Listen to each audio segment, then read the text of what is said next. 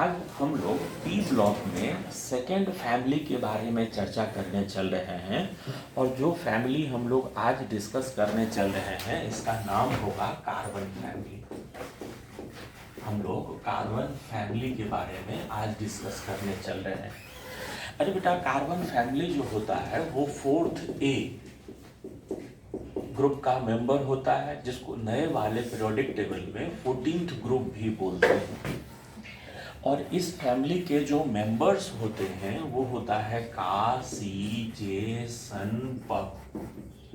ये मेंबर होते हैं carbon, silicon, tin, germanium, tin और लेड, ये मेंबर होते हैं। इनका जनरल इलेक्ट्रॉनिक कॉन्फ़िगरेशन होता है NS2NP2, माने कार्बन का हो जाएगा 2s2 2p2, सिलिकॉन का अंतिम हो जाएगा 3s2 3p2, 4s2 4p2, 5s2 5p2, 6s2 6p2।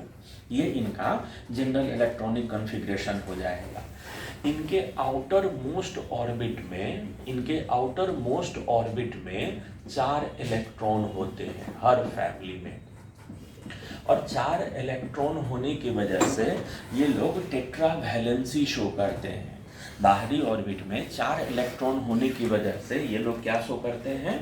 Tetra valency show करते हैं। ठीक है, टेट्रा वैलेंसी इनका कॉमन वैलेंसी है। लेकिन down the group inert pair effect के कारण डाइवैलेंट नेचर शो करने का भी टेंडेंसी होता है। Down the group inert pair effect के कारण डाउन द ग्रुप कौन सा वैलेंसी शो करना चाहते हैं? इनर्ट पेयर इफेक्ट भी शो करना, इनर्ट पेयर इफेक्ट के कारण डाइवैलेंट नेचर भी शो करना चाहते हैं। और डाइवैलेंट नेचर में अगर स्टेबिलिटी पूछा जाए तो Pb+2 जो होता है वो कहीं ज़्यादा स्टेबल होता है Sn+2, और ये कहीं ज़्यादा स्टेबल होता है किससे? जर्मेनियम+2 से। सिलिकॉन और कार्बन के डाइवैलेंट फॉर्म में कोई भी कंपाउंड नहीं देखे गए हैं। ठीक है, जर्मेनियम+2 अनस्टेबल है, जर्मेनियम+4 में ही स्टेबल होता है। अगर कहीं पर जर्मेनियम+2 वाला कोई कंपाउंड बना हुआ है तो वो इमीडिएटली, जर्मेनियम का बात कर रहे हैं, जर्मेनियम+4 में ज़्यादा स्टेबल है। अगर कहीं पर जर्मेनियम+2 का कोई कंपाउंड बना हुआ है तो वो इमीडिएटली अपने आप को ऑक्सीडाइज करके बदल जाएगा क्या चीज में? जर्मेनियम+4 में। तो एक ही बात यहाँ से समझ में आ रहा है कि जर्मेनियम+2 वाला जितने भी कंपाउंड होंगे वो बड़े शानदार रिड्यूसिंग एजेंट होंगे, वो बहुत अच्छे क्या होंगे? Reducing agent. अरे बेटा, टिन भी +4 स्टेट में ही ज़्यादा स्टेबल होता है। यही कारण है ना कि SnCl2 रिड्यूसिंग एजेंट हो जाता है। जैसे GeCl2 रिड्यूसिंग एजेंट, वैसे SnCl2 भी क्या हो जाता है? रिड्यूसिंग एजेंट हो जाता है। Pb जो होता है वो +4 स्टेट में, +2 स्टेट में ही ज़्यादा स्टेबल होता है। ये किस स्टेट में ज़्यादा स्टेबल होता है? +2 स्टेट में ही। कहने का मतलब बात समझ, अगर Pb+4 वाला, Pb का ज़्यादा स्टेबल फॉर्म ऑक्सीडेशन स्टेट कौन सा? +2 वाला। इनर्ट पेयर इफेक्ट इसमें इतना ज़्यादा हो जाता है कि Pb के केस में ज़्यादा स्टेबल वाला फॉर्म कौन सा? +2 वाला। माने अगर कहीं पर Pb+4 स्टेट में कोई कंपाउंड बना हुआ हो तो वो अपने आप को बदल लेना पसंद करेगा क्या चीज में? Pb+2 में। उसके लिए खुद को रिड्यूस करेगा। तो इसके साथ अगर कोई कंपाउंड मिला दे तो उसको वो क्या कर देगा? ऑक्सीडाइज कर देगा। तो Pb+4 वाला जो कंपाउंड हुआ करेगा वो नेचर में क्या हुआ करेगा? ऑक्सीडाइजिंग एजेंट हुआ करेगा। ठीक है। अरे बेटा, अगर हम लोग से पूछे कि 3 मॉलिक्यूल दे दे, एक जगह PbCl2 दे दे, एक जगह SnCl2 दे दे, एक जगह GeCl2 दे दे, 3 मॉलिक्यूल दे दे, कौन कौन सा मॉलिक्यूल बोले? PbCl2, SnCl2, GeCl2, इस तरह का 3 मॉलिक्यूल दे दे। हम लोग से पूछे कि इन लोगों में कौन मजबूत रिड्यूसिंग एजेंट है, तो रिड्यूसिंग एजेंट के रूप में सबसे अच्छा कौन हुआ करेगा? GeCl2 हुआ करेगा। इतना बात, ये वैलेंसी के बारे में बात समझ में आ गया। मूल बात ये है कि ये दोनों जो होते हैं अपने +4 स्टेट में ज़्यादा स्टेबल है, जबकि ये जो होता है अपने +2 स्टेट में ही ज़्यादा स्टेबल हुआ करता है। ठीक है, ये वैलेंसी के बारे में बात समझ गए। वैलेंसी के बाद हम लोग आगे चलते हैं, वैलेंसी के से आगे बढ़ते हैं, हम लोग चलते हैं कुछ जनरल प्रॉपर्टीज के बारे में। और जनरल प्रॉपर्टीज में सबसे पहला चर्चा कर रहे हैं साइज के बारे में। जानते हो बेटा, जैसे एल्युमिनियम फैमिली, बोरन फैमिली में साइज में एक जगह डिसिमिलैरिटी था, एक जगह थोड़ा सा एबनॉर्मल कैरेक्टर था, एल्युमिनियम और गैलियम में था, एटॉमिक रेडियस थोड़ा सा इरेगुलर हो जा रहा था। यहाँ ऐसा कोई भी इरेगुलरिटी नहीं है, यहाँ पर साइज का जो नॉर्मल ट्रेंड होना चाहिए वही नॉर्मल ट्रेंड है। बोले तो साइज ऊपर से नीचे आने पर लगातार क्या होते जाता है, बढ़ते जाता है। साइज ऊपर से नीचे आने पर लगातार क्या होते जाता है, बढ़ते जाता है। ठीक है, तो ये हो गया साइज के बारे में। साइज ऊपर से नीचे आने पर लगातार क्या होते जाता है, इंक्रीज होते जाता है। अरे बेटा, साइज के बाद हम लोग बात करें क्या चीज के बारे में, तो साइज के बाद हम लोग बात करें इलेक्ट्रोनिगेटिविटी के बारे में। जानते हो बेटा, इलेक्ट्रोनिगेटिविटी टॉप टू बॉटम जो होता है वो घटते जाता है। थोड़ा सा ध्यान से सुनना, इस पर एक बार क्वेश्चन पूछा गया है। एसएन और टीन में इसी का इलेक्ट्रोनिगेटिविटी ज्यादा होता है। एसएन और टीन में ज्यादा इलेक्ट्रोनिगेटिविटी किसका हो जाता है, इसका इलेक्ट्रोनिगेटिविटी ईएन का वैल्यू जो होता है वो कार्बन का हो जाता है 2.5 और सिलिकॉन, जर्मेनियम और टीन इन सभी का होता है 1.8 और पीबी का हो जाता है 1.9। तो याद रखना, पीबी ज्यादा इलेक्ट्रोनिगेटिव है किसके तुलना में, पीबी कहीं ज्यादा इलेक्ट्रोनिगेटिव होता है किसके तुलना में, एसएन के तुलना में। पीबी ज्यादा इलेक्ट्रोनिगेटिव होता है किसके तुलना में, एसएन के तुलना में। ये याद रखेंगे। सवाल है सर पीबी काहे ज्यादा इलेक्ट्रोनिगेटिव है। अरे बेटा, इलेक्ट्रोनिगेटिविटी का मतलब क्या है, इलेक्ट्रोनिगेटिविटी का मतलब है एटम से बाहर किसी दूसरे के इलेक्ट्रॉन को खींच लेने का पावर। एसपीबी के केस में क्या होगा, पीबी का एटॉमिक नंबर होता है 82, पीबी का एटॉमिक नंबर होता है कितना, 82। अरे बेटा, पीबी के केस में होता क्या है कि पीबी के केस में हो क्या जाएगा कि न्यूक्लियस के अंदर में 82 प्रोटॉन है और बाहर ऑर्बिटों का अगर बात करें तो बाहर से तीसरे ऑर्बिट में, माने एंटी पेनल्टीमेट ऑर्बिट में 14 ठो एफ इलेक्ट्रॉन होगा। बात समझना, एंटी पेनल्टीमेट में होना भी महत्व रखता है। अगर वो 14 इलेक्ट्रॉन आउटर मोस्ट में होता, यहां पर होता तो 0.35 स्क्रीनिंग लगाता, यहां होता तो 0.85, लेकिन यहां पर 14 इलेक्ट्रॉन होना माने एक एक प्रोटॉन को खत्म करने का उसका क्षमता था, लेकिन एफ में होने के कारण उसने कहा कि I am not ready to produce any screening, वो कोई स्क्रीनिंग लगाने में सक्षम नहीं है। तो स्क्रीनिंग यहाँ वाले नहीं लगा रहा है तो न्यूक्लियर चार्ज बहुत ज्यादा नहीं बढ़ जाएगा। तो अपना इलेक्ट्रॉन तो छोड़ो, न्यूक्लियस के बाहर के भी, माने एटम से बाहर के भी इलेक्ट्रॉनों में वो थोड़ा ज्यादा ही इफेक्टिव होने लगता है। यही कारण, अगर आपसे पूछे कि पीबी क्यों थोड़ा ज्यादा इलेक्ट्रोनिगेटिव हो गया है टीन से, तो बता पाएंगे क्यों हो गया है। ये हो गया है किस कारण से, poor screening produced by 14 electrons of F orbital.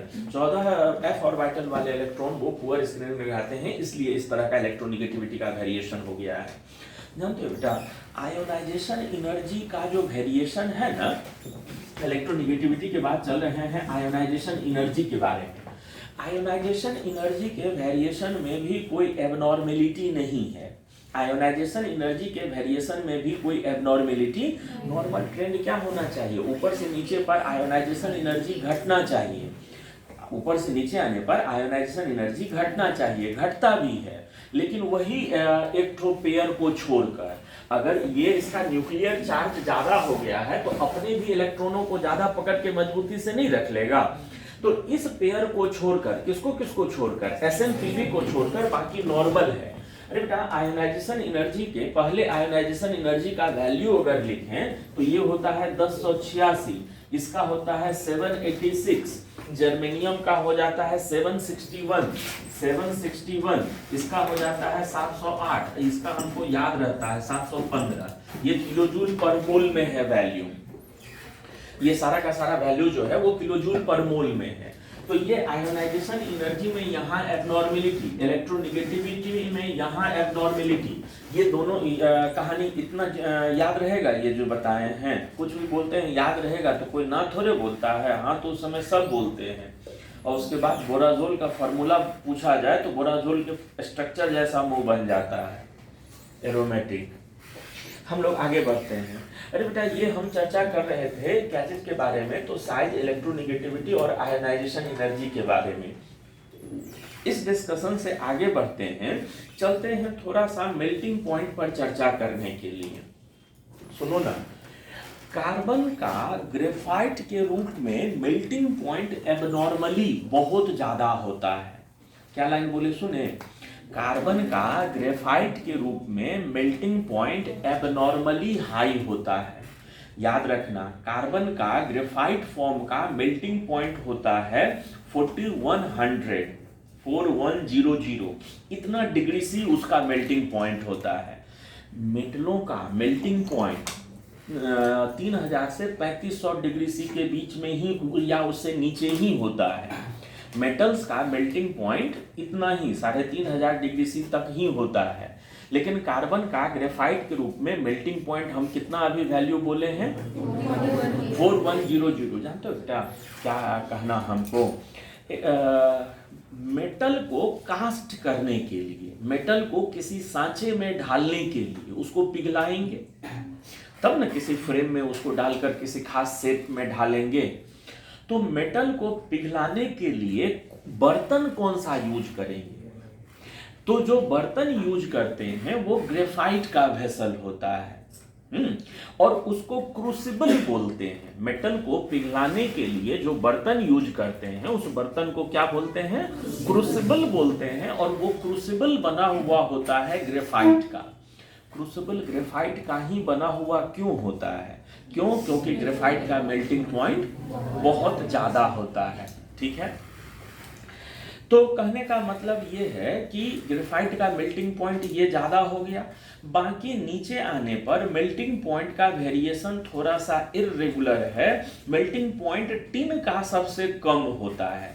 सबसे ज्यादा मेल्टिंग पॉइंट किसका बोले, कार्बन का, और सबसे कम मेल्टिंग पॉइंट किसका बोले, टिन का। टिन तुरंत मेल्ट कर जाता है, 200 डिग्री सी, 232 डिग्री सी उसका मेल्टिंग पॉइंट होता है। उसका मेल्टिंग पॉइंट जो होता है वो कितना होता है, 232 डिग्री सी होता है। ठीक है, 232, 232 का मतलब 232। हम आगे बढ़ते हैं, अगला लाइन बोलते चलते हैं, सुनिएगा। अगला लाइन जो हम बोलने जा रहे हैं वो होगा क्या चीज के बारे में, तो एलोट्रॉपी के बारे में। लेड का कोई एलोट्रॉप नहीं होता है, लेड कोई एलोट्रॉपी शो नहीं करता है। बाकी के मेंबर जो होते हैं वो एलोट्रॉपी शो करते हैं। बाकी के जो मेंबर होते हैं वो एलोट्रॉपी शो करते हैं। पीबी जो होता है वो कोई एलोट्रॉपिक फॉर्म शो नहीं करता है। ठीक है, अरे बेटा, कार्बन छोटा साइज होने के कारण मल्टीपल बॉन्ड बनाने में सक्षम है। कार्बन बहुत सा कंपाउंड बनाता है जिसमें दो कार्बनों के बीच या कार्बन और दूसरे एटमों के बीच में क्या होता है, मल्टीपल। ये बात समझते हो, मल्टीपल बॉन्ड बनाने के लिए साइज छोटा होना जरूरी है, हाँ या ना, जल्दी बोलना। मल्टीपल बॉन्ड बनाने के लिए साइज छोटा होना जरूरी है। ऑक्सीजन O2 बनाता है लेकिन सल्फर H2 नहीं बनाता है, S8 के रूप में एग्जिस्ट करता है। देखो बात समझना, जैसे मान लो ये एटम है, एक ये एटम है, अगर इनका साइज छोटा छोटा है तो सबसे पहला चीज ये बॉन्ड लेंथ छोटा होगा, दूसरा एटम नजदीक हुआ करेगा, तो फिर इनके इस ऑर्बिटल के बीच में ओवरलैपिंग आसान होगा। लेकिन अगर मान लो ये एटम बड़ा है तो ये इसके ऑर्बिटल भी बड़े होंगे और ये बॉन्ड लेंथ भी क्या होगा, बड़ा होगा, और ये ऑर्बिटल भी। तो अब इनमें ये पाई बॉन्ड बनाने के लिए इनका ओवरलैपिंग क्या होने लगता है, कठिन होने लगता है। हाँ, नाइट्रोजन N2 के रूप में एग्जिस्ट करता है क्योंकि दो नाइट्रोजन आपस में पाई बॉन्ड बना लेता है, लेकिन फास्फोरस P4 के रूप में, सब फास्फोरस सिंगल बॉन्ड बनाता है, P4 के रूप में एग्जिस्ट करता है। तो इस तरह का अगर क्वेश्चन पूछा जाए कि N2 बनता है लेकिन P2 नहीं बनता है, या O2 बनता है H2 नहीं बनता है, इस तरह का अगर क्वेश्चन पूछा जाए तो जवाब दे सकते हैं पाई बॉन्ड बनाने के लिए साइज छोटा होना तो कार्बन कार्बन जो होता है ढेर सारा मल्टीपल बॉन्ड बनाकर भी बहुत सारा कंपाउंड बना लेता है, जबकि बाकी के एलिमेंट जो होते हैं वो इस तरह का मल्टीपल बॉन्ड नहीं बना पाते हैं। जानते हो बेटा, एक क्वेश्चन है जो कि आईटी में पूछा गया है, उसका चर्चा करने का इच्छा हो रहा है, ध्यान देना सब लोग। क्या चीज? तो एक मॉलिक्यूल होता है,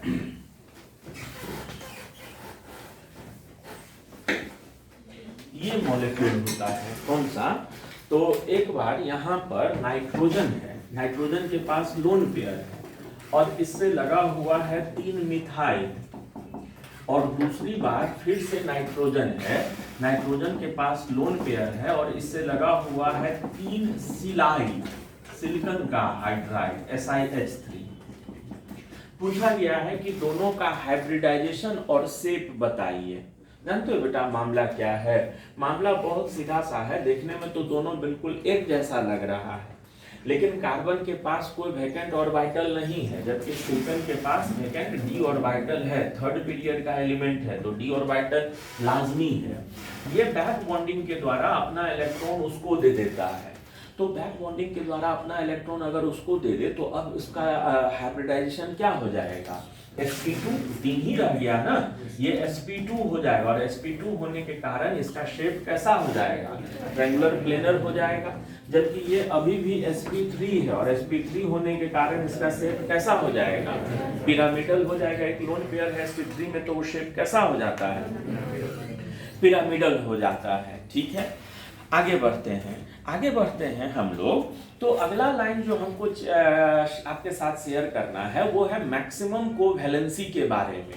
कार्बन कभी भी 4 से ज्यादा बॉन्ड नहीं बना पाता है, क्योंकि उसके पास आउटर मोस्ट ऑर्बिट में 4 ही ऑर्बिटल अवेलेबल हैं, कोई डी वाला ऑर्बिटल नहीं अवेलेबल है। लेकिन कार्बन को अगर छोड़ दें तो बाकी के जो मेंबर होते हैं उनमें डी ऑर्बिटल भी अवेलेबल है, तो वो लोग एक्सटेंडेड वैलेंसी, हेक्सा वैलेंसी भी दिखाते हैं। वो लोग क्या दिखाते हैं? SH6 नहीं बनता है क्या? तो कार्बन को अगर छोड़ दें तो बाकी के जो मेंबर होते हैं वो लोग और कौन सा वैलेंसी दिखाया करते हैं? हेक्सा वैलेंसी भी दिखाया करते हैं। SF6 बनता है ना, तो वो लोग हेक्सा वैलेंसी भी दिखाते हैं। बाकी के मेंबर का मैक्सिमम कोवैलेंसी कितना हो जाएगा? 6, जबकि कार्बन का कोवैलेंसी कितना हो जाएगा? 4 ही हुआ करता है। ये इतना बात समझ गए सभी लोग? अरे बेटा, इससे अगर हम लोग आगे बढ़ें तो चलते हैं हम लोग चर्चा करने के लिए हैलाइड के बारे में। थोड़ा सा इस फैमिली के हैलाइड के बारे में हमको चर्चा करने का मन हो रहा है, ध्यान दीजिएगा। हम लोग बात करें इस फैमिली के हैलाइड्स के बारे में। इस फैमिली के हैलाइड्स के बारे में हमको कहना यह है कि इस फैमिली के जितने भी मेंबर होते हैं सभी के सभी सभी हैलोजन के साथ टेट्रा हैलाइड बनाते हैं। ये लाइन का मतलब समझना, माने कार्बन जो होता है वो भी चारों हैलोजन के साथ, फ्लोरीन के साथ, क्लोरीन के साथ, ब्रोमीन के साथ, आयोडीन के साथ, कार्बन भी, सिलिकॉन भी, सभी के सभी मेंबर सभी के सभी हैलोजन के साथ टेट्रा हैलाइड बनाते हैं। 2 ठो टेट्रा हैलाइड नहीं बनता है, नहीं एग्जिस्ट करता है।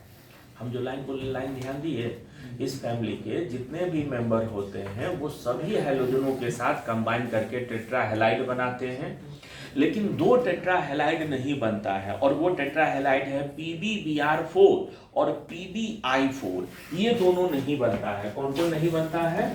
PbBr4 और PbI4 ये एग्जिस्ट नहीं करता है, ये नहीं करता है एग्जिस्ट।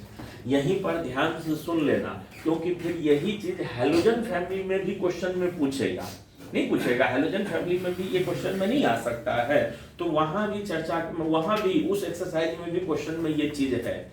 हम जो बता रहे हैं सुनना, आखिर ये क्यों नहीं बनता है?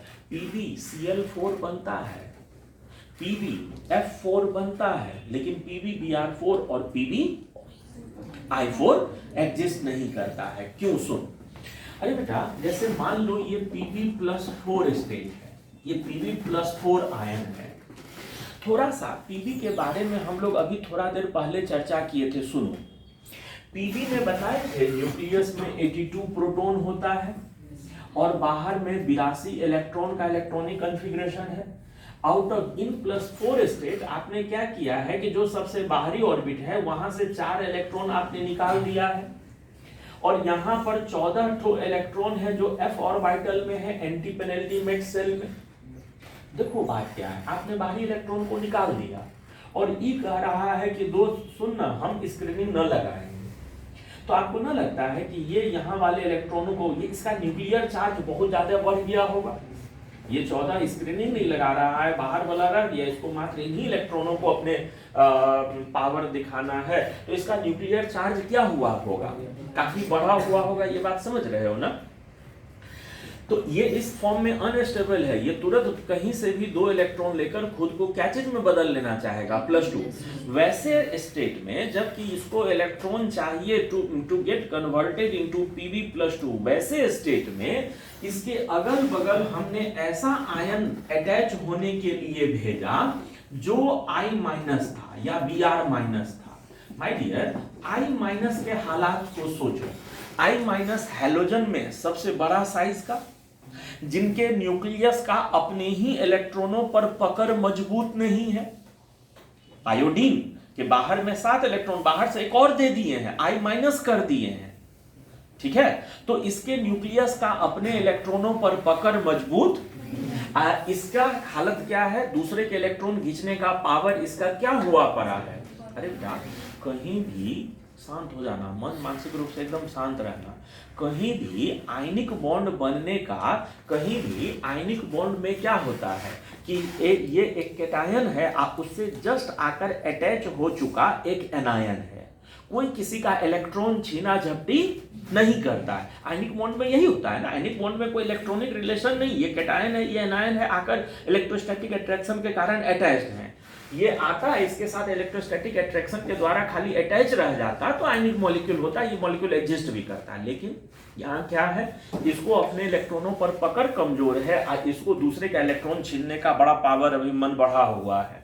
होता क्या है कि जैसे ही Pb के चारों तरफ I- आता है, 2 ठो I- का इलेक्ट्रॉन लेकर इसको बदल लेता है खुद को क्या चीज में। अब वो Pb+2 इसके साथ आयनिक बॉन्ड बनाकर ये रह जाता है क्या चीज के फॉर्म में, Pbi2 को फॉर्म में। ये न्यूट्रल आयोडीन खुद को बदल लेता है क्या चीज के रूप में, I2 के रूप में बदल लेता है। तो PbI4 जैसे ही कहीं पर बनाते हैं तो वो कन्वर्ट हो जाता है क्या चीज के द्वारा, PbI2 + I2 या Br4 में भी। लेकिन क्लोरीन साइज छोटा हो गया है, वो अपने इलेक्ट्रॉनों को इतना मजबूती से पकड़े हुए है कि ये भाई साहब उसको छीन नहीं पाते हैं, इसलिए वहां तक फिर स्टेबल होने लगता है। ये इतना कहानी समझ में आ गया सभी लोगों को। तो हम लोग चर्चा किए थे कि इस फैमिली के जितने भी मेंबर होते हैं सभी के सभी टेट्राहेलाइड बनाते हैं, और 2 टेट्राहेलाइड नहीं बनता है, PbBr4 और PbI4। जानते हो बेटा, ये टेट्राहेलाइड हाइड्रोलाइज होते हैं। ये जो टेट्राहेलाइड होते हैं वो वाटर से रिएक्शन करते हैं। कार्बन का टेट्राहेलाइड वाटर से रिएक्शन नहीं करता है, बाकी के जो टेट्राहेलाइड होते हैं वो वाटर से रिएक्शन करते हैं। जैसे मान लो अगर कहीं पर SiCl4 है, SiCl4 को वाटर से रिएक्शन करवाते हैं तो क्या होता है, इसको अगर वाटर में घोलोगे तो वाटर अपने लोन पेयर के कारण वैकेंट d ऑर्बिटल में कोऑर्डिनेट करेगा, जिसके कारण यहाँ प्लस और यहाँ माइनस चार्ज डेवलप होगा। अब उस सेंटर का सॉल्वेशन होगा विच विल प्रोवाइड एनर्जी, जो एनर्जी जनरेट करेगा, और उस एनर्जी के कारण ये बॉन्ड टूटेगा, और ये प्लस सेंटर का सॉल्वेशन होने के कारण ये बॉन्ड टूटेगा, ये दोनों निकल जाएगा क्या बनकर। और वहां ओवरऑल अगर देखोगे तो एक क्लोरीन हटा है और उसके बदले में कौन आ गया है, एक क्लोरीन हटा है और उसके बदले में कौन आ गया है बेटा, ये OH आ गया है। सेकेंड स्टेप होगा, थर्ड स्टेप होगा, फोर्थ स्टेप होगा, फाइनल जो प्रोडक्ट हो जाएगा वो क्या हो जाएगा, सिलिसिक एसिड बन जाएगा। हाइड्रोलाइज होते होते होते होते फाइनली क्या चीज में बदल जाएगा, सिलिसिक एसिड में बदल जाया करेगा। ठीक है, इसको सिलिसिक एसिड बोलते हैं। कार्बन के हैलाइड हाइड्रोलाइज नहीं होते हैं। क्यों नहीं होते हैं ये बात समझ में आ रहा है।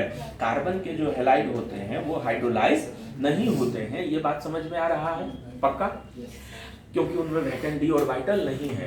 अच्छा, वैकेंट डी ऑर्बिटल नहीं होने का एक और दिक्कत होता है कार्बन को कि वो मात्र टेट्रा हैलाइड तक ही बनाता है, जबकि बाकी के जो मेंबर हैं वो लोग हेक्सा हैलाइड तक भी बनाते हैं। जैसे मान लीजिए अगर कहीं पर SnCl4 लिए हैं, SnCl4 लिए हैं और SnCl4 को HCl से फिर में घोल दो तो ये बना लेता है H2 SnCl6 H2 प्लस माने ये इस पूरे पर यहाँ पर क्या हो जाएगा, माइनस माइनस हो जाएगा। इस तरह का हेक्सा क्लोराइड भी बनाया करता है। कार्बन सिर्फ टेट्राहेलाइड बनाया करता है क्योंकि उसमें डी ऑर्बिटल नहीं है। बाकी के जो मेंबर होते हैं वो एक्सटेंडेड वैलेंसी दिखाकर इस तरह के हेक्सा हैलाइड भी बनाया करते हैं। ठीक है, तो यहाँ से हम लोग आगे बढ़ते हैं। अरे बेटा, यहाँ से आगे बढ़े हम लोग तो चलते हैं चर्चा करने के लिए क्या चीज के बारे में, तो चलते हैं हम लोग चर्चा करने के लिए अब इंडिविजुअल मेंबर्स के बारे में। हम लोग चर्चा करने के लिए चलते हैं कहाँ पर, तो अब एक एक के इंडिविजुअल मेंबर्स के बारे में चर्चा करने चलते हैं। तो इंडिविजुअल मेंबर में सबसे पहला मेंबर के बारे में ही चर्चा कर लेते हैं और वो होगा कौन, कार्बन। जानते हो बेटा, कार्बन जो है ना वो अर्थ क्रस्ट पर 7वां सबसे ज्यादा पाया जाने वाला एलिमेंट है। कार्बन, सिलिकॉन इस फैमिली का ये वाला मेंबर सिलिकॉन, दूसरा सिलिकॉन सबसे ज्यादा नहीं, सिलिकॉन दूसरा सबसे ज्यादा मोस्ट अबंडेंट कौन, ऑक्सीजन। कैसे बोल सकते हो ऐसे, सिलिकॉन जो है वो सेकंड मोस्ट एबंडेंट एलिमेंट है और कार्बन जो है वो 7th मोस्ट एबंडेंट एलिमेंट है, 7वां सबसे ज्यादा पाया जाने वाला एलिमेंट है। हम चर्चा करते चलते हैं क्या चीज के बारे में, तो हम लोग आगे डिस्कशन करते चलते हैं एक एक इंडिविजुअल फैमिली मेंबर्स के बारे में। And this time we are going to discuss about carbon. Carbon के बारे में बोलते चलते हैं, सुनते चलना। जानते हो बेटा, कार्बन जो होता है वह नेचर में 2 एलोट्रॉपिक फॉर्म में पाया जाता है। एक को हम लोग बोलते हैं एमॉर्फस कार्बन और दूसरे को बोलते हैं क्रिस्टलाइन कार्बन। जनरली बच्चों से आप लोग ये कार्बन का कौन सा फॉर्म होता है 10th में बड़े अच्छे से पढ़कर आए हो, लेकिन 10th पढ़े हुए बच्चों को 99% बच्चा लोग को पूछो कि एक क्रिस्टलाइन फॉर्म का एक एमॉर्फस फॉर्म का एग्जाम्पल बताइए तो गलती ही बताता है, 1-2% नहीं, 99% बच्चा लोग कुछ से कुछ बोलने लगता है। जनरली लोग डायमंड को एक तरफ और ग्रेफाइट को दूसरे तरफ रख देते हैं। ऐसा नहीं है बेटा, ध्यान से सुनना। कार्बन के 2 एलोट्रॉपिक फॉर्म पाए जाते हैं, एक होता है क्रिस्टलाइन और दूसरा होता है क्या चीज, एमॉर्फस फॉर्म होता है। ये जो ग्रेफाइट है चाहे डायमंड है, ये दोनों के दोनों क्रिस्टलाइन फॉर्म के एग्जाम्पल में है। चाहे ग्रेफाइट हो चाहे डायमंड हो, ये दोनों के दोनों उदाहरण हैं किसके, क्रिस्टलाइन फॉर्म के उदाहरण होते हैं।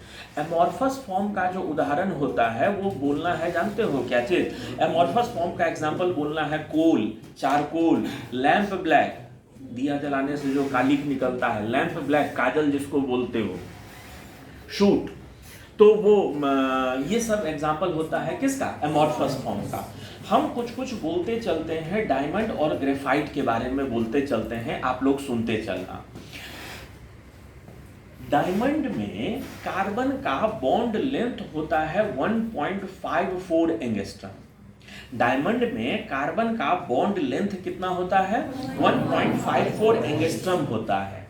और डायमंड का स्पेसिफिक ग्रेविटी बोले तो डेंसिटी ये 3.52 हुआ करता है इसका ग्राम पर ml, इतना इसका स्पेसिफिक ग्रेविटी हुआ करता है, किसका, डायमंड का। अरे बेटा, ग्रेफाइट के बारे में अगर बात करें हम लोग तो ग्रेफाइट का डेंसिटी 2.5 ग्राम पर ml, ग्रेफाइट का डेंसिटी कितना होता है, 2.5 ग्राम पर ml। और यहाँ पर 2 कार्बन के बीच में जो बॉन्ड लेंथ होता है वो 1.42, वहाँ 1.54 और यहाँ 1.42 एंगस्ट्रम हुआ करता है। ठीक है, ग्रेफाइट का लेयर बाय एक शीट और दूसरा sheet, layer by layer structure होता है जिसमें 2 लेयर एक दूसरे से वंडरवाल फोर्स से जुड़ा हुआ होता है। यही कारण है ग्रेफाइट के शीट एक दूसरे के ऊपर बहुत अच्छे से स्लाइड करते हैं और इसीलिए ना ग्रेफाइट का यूज होता है क्या चीज के रूप में, लुब्रिकेंट के रूप में। वैसलीन देखे हो, वैसलीन सब लोग देखे हो वैसलीन। तो ग्रेफाइट में 2 लेयर के बीच का जो डिस्टेंस होता है वो 3.35 एंगस्ट्रम होता है। ग्रेफाइट में दो लेयर के बीच का जो डिस्टेंस होता है वो 3.35 और दो कार्बन के बीच का जो बॉन्ड लेंथ होता है वो 1.42 एंगस्ट्रम होता है। अरे बेटा, ग्रेफाइट को ब्लैक लेड भी बोलते हैं या इसी को प्लम्बैगो भी बोलते हैं। ग्रेफाइट को ब्लैक लेड भी बोलते हैं, ठीक है, या इसी को हम लोग क्या नाम से पुकारते हैं, प्लम्बैगो के नाम से भी पुकारते हैं। ग्रेफाइट में कार्बन का 3 ही इलेक्ट्रॉन बॉन्ड बनाने में भाग लिया रहता है। हर कार्बन के पास एक एक इलेक्ट्रॉन बचा रह जाता है। यही कारण है कि ग्रेफाइट जो होता है वो इलेक्ट्रिसिटी का क्या हुआ करता है, कंडक्टर हुआ करता है। ग्रेफाइट इलेक्ट्रिसिटी का कंडक्टर हुआ करता है। 2-3 छोटा छोटा चीज है ग्रेफाइट के बारे में, सभी को याद रखना है। सुनो, ग्रेफाइट के 2 क्रिस्टलाइन फॉर्म पाए जाते हैं, एक को बोलते हैं अल्फा और एक को बोलते हैं बीटा ग्रेफाइट। ग्रेफाइट का 2 क्रिस्टलाइन फॉर्म पाया जाता है, एक को अल्फा ग्रेफाइट और दूसरे को बीटा ग्रेफाइट बोलते हैं। अरे बेटा, अगर 2 लेयरों का अरेंजमेंट ए बी टाइप है, ए बी टाइप है, तो ये अल्फा ग्रेफाइट कहलाता है। सर ए बी टाइप क्या हुआ, तो पहला लेयर जैसे है जहां जहां एटम है, तीसरा लेयर के भी एटम बिल्कुल उसी अरेंजमेंट में हो। ए फिर बी एटम बी लेयर में, दूसरे लेयर में एटम अलग अलग पोजीशन पे, फिर तीसरा बिल्कुल पहले जैसा अरेंजमेंट अगर हो तो वो अल्फा ग्रेफाइट कहलाता है।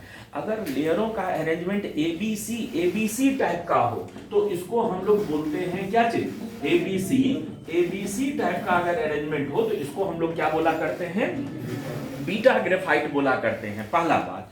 दूसरा बात, ग्रेफाइट के बारे में जो चीज हमको बताना है वो भी सुन लो, बहुत ध्यान से सुनना। थर्मली ज्यादा स्टेबल होता है ग्रेफाइट। डायमंड और ग्रेफाइट में थर्मली ज्यादा स्टेबल कौन होता है, ग्रेफाइट होता है। और केमिकली ज्यादा इनर्ट होता है डायमंड। केमिकली ज्यादा, केमिकल रिएक्शन नहीं करने में विश्वास रखता है कौन, डायमंड। केमिकली ज्यादा इनर्ट है कौन, थर्मली स्टेबल है कौन। एक बात जानते हो बेटा, जैसे कोई भी चीज थर्मली स्टेबल, अनस्टेबल, स्टेबल और अनस्टेबल शब्द यूज किया जाता है हीट करने पर बॉन्ड टूटने से रिलेटेड चीजों को रिप्रेजेंट करने के लिए।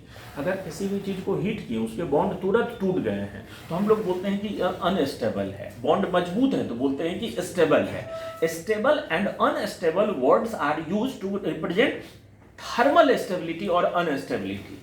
इनर्ट या लेबल, LABIL, लेबल, इनर्ट, ये दोनों वर्ड यूज किया जाता है केमिकल रिएक्टिविटी या लेस रिएक्टिविटी को रिप्रेजेंट करने के लिए। केमिकल रिएक्शन वो जल्दी करेगा कि नहीं करेगा। इनर्ट का मतलब वो कोई केमिकल रिएक्शन नहीं करेगा। लेबल है, इसका मतलब वो केमिकल रिएक्शन बहुत तेजी में कर जाएगा, ठीक है।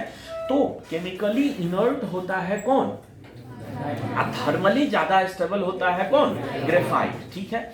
आपसे अगर पूछे कि अगर हमको ग्रेफाइट से डायमंड में बदलना है तो एनर्जी रिलीज होगा कि एनर्जी कंज्यूम होगा, तो क्या बोलोगे, डायमंड अनस्टेबल है, ग्रेफाइट स्टेबल है, तो इसको अगर यहां से यहां हमको चढ़ाना हो तो एनर्जी क्या होगा, कंज्यूम होगा। और कितना एनर्जी कंज्यूम होगा जानते हो, 1.9 किलो जूल पर मोल।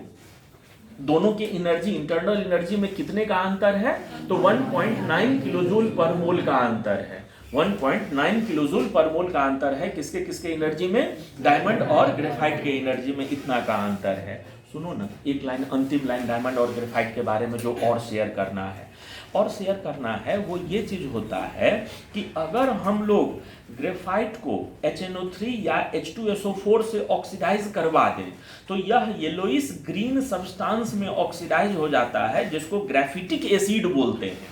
अगर हम लोग ग्रेफाइट को HNO3 या H2SO4 से ऑक्सीडाइज करवा दें तो वह येलो ग्रीन सब्सटेंस में ऑक्सीडाइज हो जाता है, जिसको हम लोग क्या नाम से पुकारते हैं, ग्रेफिटिक एसिड के नाम से पुकारते हैं। और अगर ग्रेफाइट को KMNO4 के द्वारा ऑक्सीडाइज कर दें तो वह ऑक्सीडाइज होकर मेलिटिक एसिड में बदल जाता है। वहां ग्रेफिटिक एसिड और यहां मेलिटिक एसिड। अरे बेटा, मेलिटिक एसिड का फॉर्मूला होता है C6। मेलिटिक एसिड का फॉर्मूला होता है C6, COOH का होल 6। माने बेंजीन C6H6 होता है ना, सारे हाइड्रोजन को हटाकर सब जगह COOH लगा दे तो वही फॉर्मूला हो जाता है क्या चीज का, मैलिटिक एसिड का हो जाता है। ये इतना कहानी समझ में आ गया। ग्रेफाइट और डायमंड के बारे में जो हम लोग चर्चा कर रहे थे, ग्रेफाइट और डायमंड के बारे में हम चर्चा कर रहे थे। उसके अलावा एक शब्द इसी लेक्चर में और एक चीज के बारे में बोलने का मन हो रहा है, सुनते चलना। कार्बन का, सब लोग शांत, कार्बन का एक एलोट्रॉप होता है कोयला। कोयला जो होता है वो 4 क्वालिटी में होता है। पीट, कोई कुछ मत बोलना, पीट, लिग्नाइट, बिटुमिनस, एंथ्रेसाइट। पीट, बिटुमिनस, लिग्नाइट, एंथ्रेसाइट। पढ़ लिख BA, पीट, लिग्नाइट, बिटुमिनस, एंथ्रेसाइट। ठीक है, इसमें कार्बन का परसेंटेज सबसे खराब होता है पीट में और सबसे अच्छा होता है किसमें, एंथ्रेसाइट में। खाली एक बार सुन लेना, पीट में 60% के अप्रॉक्स कार्बन होता है, लिग्नाइट में 67%, बिटुमिनस में 88% और एंथ्रेसाइट में 95% होता है। ठीक है, ये कार्बन का परसेंटेज के आधार पर कोयला का वैरायटी हम बोल रहे थे, ध्यान से आप लोगों ने सुन लिया। हम आगे बढ़ते हैं, चलते हैं चर्चा करने के लिए क्या चीज के बारे में। तो जो लैंप ब्लैक होता है ना, कोई भी चीज को जलाने से वो जो काजल निकलता है, लैंप ब्लैक जो होता है उसमें कार्बन का कंटेंट 98 से 99% होता है। उसमें इम्प्यूरिटी के रूप में कुछ वेपराइज हाइड्रोकार्बन, जो भी ऑयल या जो भी मटेरियल जला रहे हैं उसके वेपर्स जाकर कुछ मात्रा में कंडेंस हो गए, वो भी 1% या उससे भी कम, वही इम्प्यूरिटी होता है। जो कार्बन का शूट होता है वो लगभग प्योर कार्बन, 99 से 98% तक वो प्योर कार्बन हुआ करता है। कार्बन का एक और एलोट्रॉप होता है जिसको हम लोग बोलते हैं बकमिंस्टर फ्लोरीन बोलते हैं। इसको हम लोग रिप्रेजेंट करते हैं क्या चीज के द्वारा, ये C60 के द्वारा रिप्रेजेंट करते हैं। इसको क्या नाम बोले थे, बकमिंस्टर फ्लोरीन बोलते हैं। अच्छा, बकमिंस्टर फ्लोरीन के बारे में हमको जो बात कहना है वो सुन। 60 कार्बन का एक फुटबॉल शेप का इसमें एक रिंग होता है C60। इसके सरफेस पर फुटबॉल को ध्यान से देखोगे ना तो कुछ 6 मेंबर और कुछ 5 मेंबर रिंग होता है।